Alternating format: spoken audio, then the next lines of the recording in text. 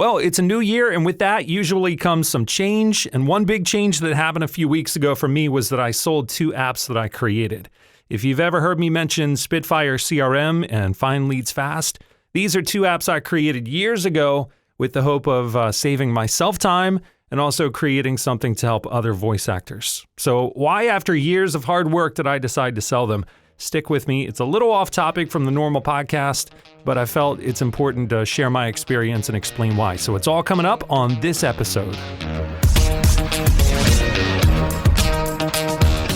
Welcome back to the Voice Acting 101 podcast. This is episode number 39, and this one is going to be a little bit different than normal.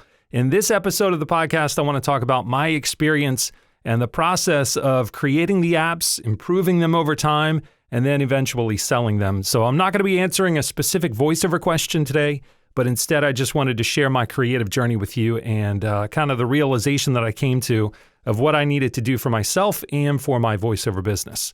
So before we get into it, I want to remind you one of the questions I get most often is, how do I get started in voiceover? Or what's the next step? So I put together a free guide. It's called the 5 Steps to Voiceover Success. You can download the guide. It's at voiceacting101.com/get started. I encourage you to get it. It's going to lay out a roadmap and it's going to walk you through each step it takes to have a successful voiceover career. It's the same exact steps that I took back in the day. It's what I do now. So if that is of interest to you, you can go get that at voiceacting101.com/get started. All right, so today I wanted to share an experience with you that I had. Even though it's not directly related to voiceover, I hope it's going to be valuable to you because we probably aren't that different. My guess is that we probably both get a lot of satisfaction from creating. That's why we're in voiceover. So in voiceover, that means creating a voice or a character or an emotion. I love all that, but I also enjoy planning things and building things and fixing things. That could be a woodworking project. It could be a website. It could be a business. So a few years ago, I had a couple of ideas for tools that would make running my voiceover business easier. So I had them built, and then I managed them for a few years, and now I just recently sold them both. The 2 tools are SpitFire CRM and Find Leads Fast. Both of them are web apps, which means you go to a website, you log in, and you can use the app from a web browser. I'm going to leave links to them below if you want to check them out if you've never seen or heard of them before. So where did the ideas come from? So I've been working in voiceover for over 20 years, and because voiceover is getting paid for your voice, it's not something that someone else can do. I've learned to make the business run as efficiently as possible, which means that you need to use your time wisely. And one of those areas where I was spending a lot of time and I thought there had to be a way to save time was in the billing and the client communication areas. Basically, when a voiceover is done, the process of invoicing the client and then checking on that invoice later to make sure it doesn't fall through the cracks, making sure that you get paid, and then sending a receipt when they do pay. These steps, they're pretty simple, but each one takes time, and I knew that it was one area where I could save time. Way back in the day when I first started in voiceover, I just had a Word template, like one template saved, and I would update the invoice number and the date and who the invoice was for and all the details each and every time. And for the most part, that worked really well. Maybe you've done that in the past, or maybe you do it now.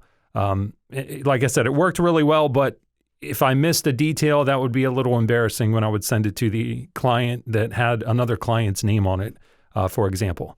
So eventually, you're going to get to the point where you realize how much time you're spending doing it this way. So what I did was I looked for a solution. I was just looking for some type of invoicing software. And I did find some, and I used them for years, but there were always some things that I just didn't like about them. And then I also knew that I needed a better way to keep track of my clients. So if you've ever heard of a CRM, that's what it does. It helps you manage relationships with customers. In other words, it just keeps track of who's who and your communication history with that person. Because if you're dealing with a lot of clients, it's easy to get clients mixed up or to let a client slip through the cracks on your end. So a CRM helps you so that doesn't happen. And that's important when it comes to running a business.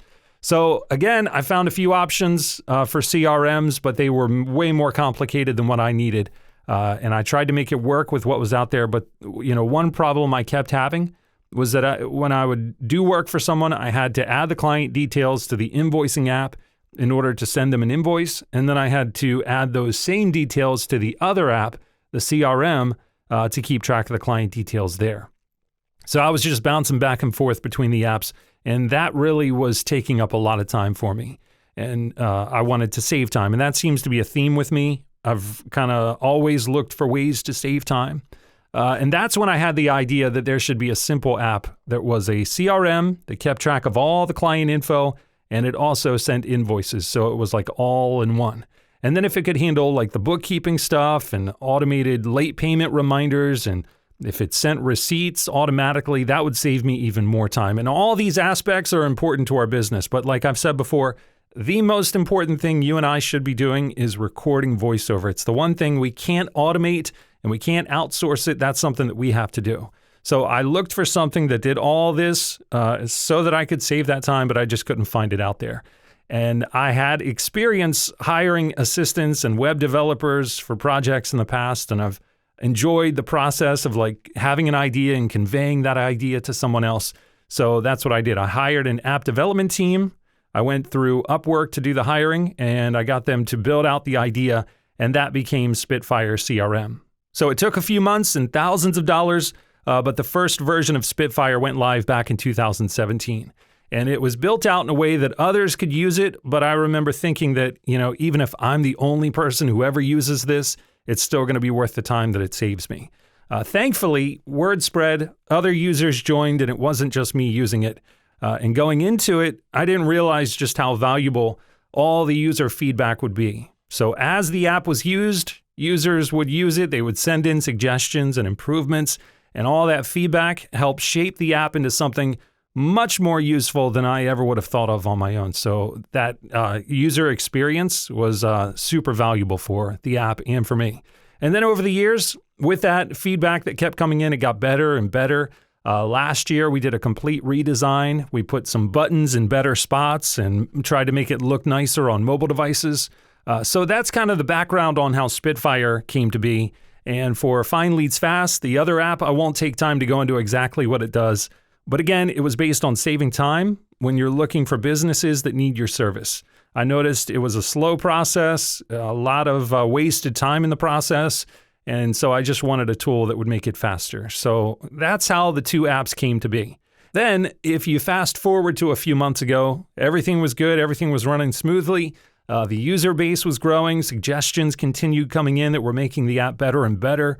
But I noticed that I myself was getting bogged down helping with customer support and creating help documents and videos. And I was going back and forth with the development team, and I was testing features, and it was just taking more and more of my time. So I kind of came to the realization that something I created to save me time was now taking my time. And I could have hired someone to oversee it and take myself out of the picture, but just the thought of having to take the time to train someone, that's not an easy process to do. It takes a lot of time to do it, and that was a little overwhelming for me. And also, I started to realize that the apps would never be done. So it's not like a normal project where you start and then you finish it and then you're kind of done with it. It doesn't work that way with an app.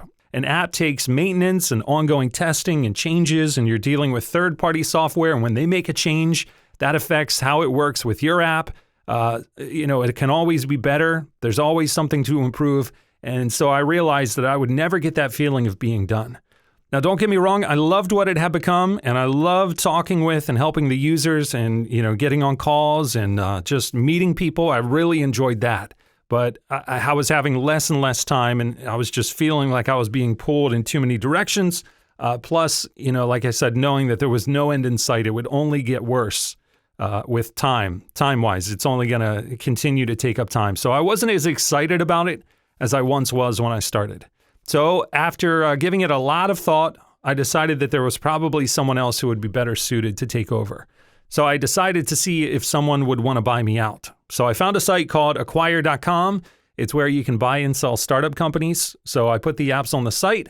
There was a lot of interest from the first day. You get a lot of interest from people that, want to learn more about it. Then on day 2, someone sent a letter of intent, which just means that they're very serious about buying the app. So we had a couple conversations. I wanted to learn about them. They wanted to learn about me and the app, and we settled on a purchase price. And I wasn't just going to give it over to anyone who was willing to pay for it. I wanted to look for someone who would be customer focused because I wanted the current users to be well taken care of. I also wanted the person to have the time and the dedication to take the apps to the next level. And thankfully, the person who bought them happens to be a developer, so they're going to have a lot of experience developing and making changes to it, where I didn't have that experience. I'm not a developer, so I can't do those changes myself. They also have a great track record with other apps that they've worked on, so they have the experience in the background to take the apps to the next level. So after a few days of reviewing the apps together, they explain their vision for the apps going forward. And I'll just say what they have planned is really exciting. It's more than I ever would have thought of. So I'm excited to see where the apps go. It took about a month to transfer ownership. Now it's done. And I just want to say, if you've used SpitFire or Find Leads Fast, I want to thank you. If you've sent in a suggestion, or if we emailed back and forth, or we hopped on a Zoom call, I just want to thank you for being part of this with me. I'm grateful that you were involved. It wasn't an easy decision to make by any means, but I think it is for the best. And both apps are going to move forward. They're going to become even better without me. And I'm going to have more time to focus on voiceover and other opportunities and ideas that come my way. I already have a few, some of them related to voiceover, some of them not related to voiceover. So we'll see where it goes. So to wrap this up, like I said, thank you if you were involved with SpitFire or Find Leads Fast. If you ever gave a suggestion for it, or if you did a trial even, thank you for checking it out. Thank you for being part of it. I learned a lot during this, but one takeaway that brings this all back to voiceover I wanted to share with you is just to take a chance. If you have an idea, doesn't have to be an app. Maybe it's starting out in voiceover, or maybe it's just trying something different. I encourage you to pursue it. The easiest way I've found is to break it down into steps and just see where it goes. It doesn't need to be perfect. That's something I struggle with. I feel like everything has to be perfect, but hopefully you can learn from that and realize that it doesn't need to be perfect when you first start. Even if it's voiceover, you don't have to be perfect when you're just getting started in voiceover. Like I've said before, it takes practice, and you will continue to grow. And that's like anything. Anything you start, you're not going to be that good at it when you first start, but you will get better. And I've noticed that, once you see an idea through, it opens up room for better ideas to come. So just see what happens. All right, that's it. If you have any questions about this experience, you can feel free to reach out, leave a comment. I'd love to know if this helped you. Don't forget, if you have a voiceover question, you can send it in at voiceacting101.com/ask. I know there are some in the queue now. Hopefully I'll have more time to answer them.